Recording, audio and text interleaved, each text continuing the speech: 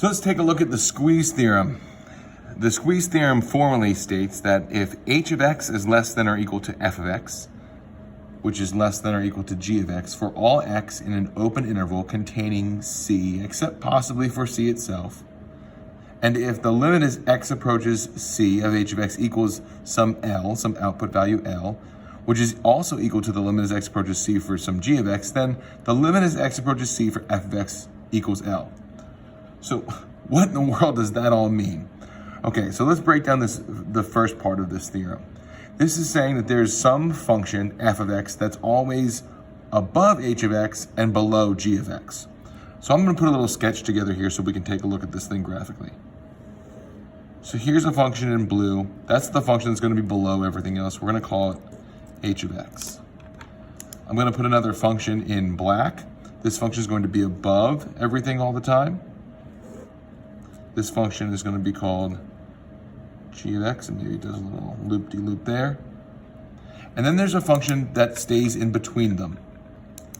Now, notice this drawing is done very specifically, because here at this particular value, we'll do this in black, about right there. That value, we're going to call that value our c value. These two functions meet each other. And that is of particular interest because in order for this part to be true of this theorem, in order for the limit as x approaches c of h of x to be equal to the limit as x approaches c of g of x, these two functions will have to meet at some output value L.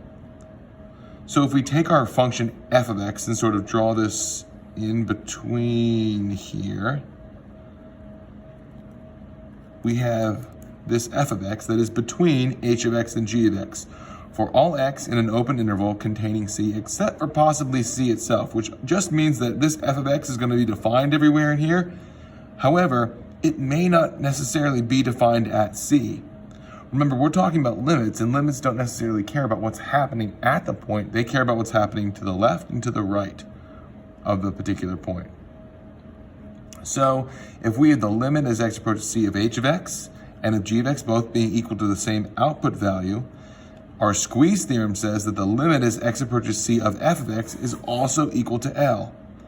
In other words, if there's a function below f of x and above f of x, and those two functions meet at some value of x, if f of x is always between the two, there's nowhere else for that f of x to go. F of x has to have the same output as the other two functions. In other words, f of x ends up being squeezed between g and h. That's why they call it the squeeze theorem.